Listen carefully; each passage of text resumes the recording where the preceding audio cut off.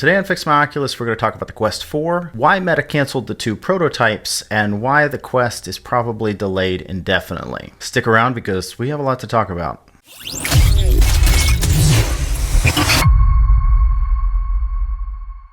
So ever since Meta shelved the Quest 4 prototypes and pivoted toward this thing that they're calling Project Puffin, I've had this question stuck in my head. Why? Why would you do this? Why would Meta, a company that is basically leading in the VR space, not follow the Quest 3 up with a true next-gen device? Especially when competitors like Apple and Samsung are pushing their own devices pretty hard. I know the leaked version of the official story, which is that Meta was working on 2 prototypes to potentially be the Quest 4, or 2 different versions of the Quest 4, and those were codenamed Pismo Low and Pismo High. But both of those prototypes got scrapped, and instead we get the leaks and the rumors about Project Puffin, which is a completely different direction. It's more like glasses instead of a VR headset.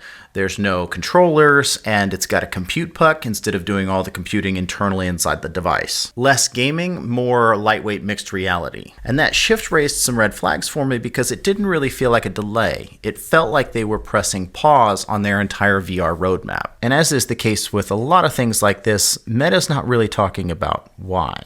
So I started looking into it, not as an insider, because I'm not one, and not with a bunch of secret sources and leaked emails, because I don't have any, but just as a guy who works on a lot of VR headsets. And I think I may have figured it out. I think I might have found something that explains a lot. And even though it's just a theory, I do think that it holds water. Now, to understand it, we have to take a deeper look inside the headsets, at the chips. Meta's current lineup, which includes the Quest 3 and the 3S, use the Snapdragon XR2 Generation 2 chip. This is Qualcomm's latest mainstream platform. It's good, it's powerful, and it allowed Meta to increase some things like resolution, performance, and provide full color pass-through. Before the XR2 Generation 2, we had the XR2 Generation 1, and that's what's in the Quest 2. And then between those with the Quest Pro, we had the XR2 Plus. So naturally, the next big leap should have been the XR3, right? But here's the thing. The XR3 was already supposed to be released, or at least announced by now. Back in early 2024, Qualcomm had hinted at the fact that they were working on their next-gen platform, which we assumed was the XR3. Rumors and reports said probably Q1 of 2025, maybe Q2 of 2025, and that would have lined up really, really well with Meta's plans to release a new headset at the end of this year. But nothing ever materialized. We got the XR2 Plus Generation 2, which is really just kind of a minor clock boost for the processor, mostly for tethered performance, but it wasn't a true XR3. So here's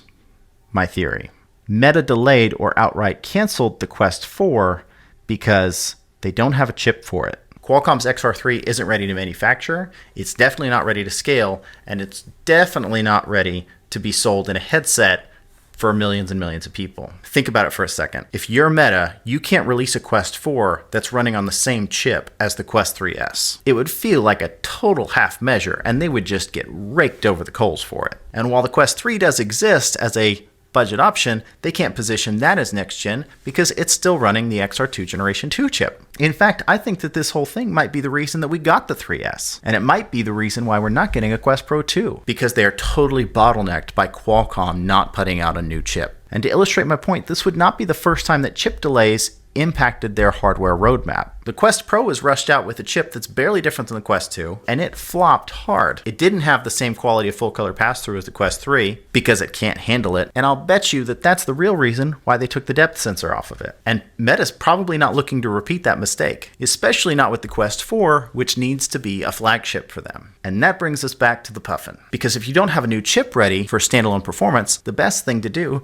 is to not do standalone at all. According to reports, Puffin is going to offload its computing to an external puck, and that means it doesn't need the XR3. And suddenly the whole pivot makes sense. Meta did not change direction just for fun because they wanted to experiment with XR and do a whole new thing. They changed course because they didn't have the silicone to build the device that they actually wanted to make. Now I do want to be completely clear. I could be totally wrong. Maybe Meta did just want to reinvent the form factor. Maybe they're hedging their bets against Apple. But if the XR3 was ready, like truly ready, I just have a hard time believing that we wouldn't have seen leaks or dev kits or even launch windows by now. Because remember, Meta is not shy about getting hardware out the door. They shipped the Quest 3 with a ton of hype and a very aggressive schedule. But for the Quest 4, it's like total radio silence. Add that to the fact that they canceled not one, but 2 prototypes. And the XR3 delay starts to look a lot less like coincidence, and a lot more like a bottleneck behind the scenes. So what happens now? Well, if Qualcomm launches the XR3 in late 2025 or early 2026, that would give Meta enough time to lock in specs, test thermals, design a shell, and then start lining up production for a 2027 Quest 4 launch. And that timeline lines up directly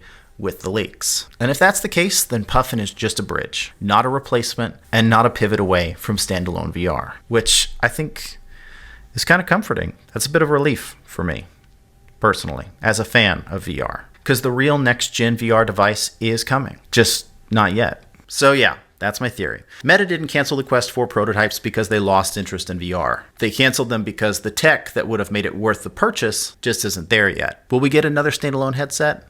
Probably. Unless there's some sort of gigantic market shift between now and when the XR3 comes out. And until it does, we're all just kind of waiting. But I want to know what you guys think. Let me know if you think I'm onto something in the comments, or maybe there's just another piece of the puzzle that I'm missing. And if you like videos like this, or just repair tutorials on VR headsets, give this video a like. It really helps us out, and consider subscribing. But that's really all I got for you guys today, so we will see you on the next one.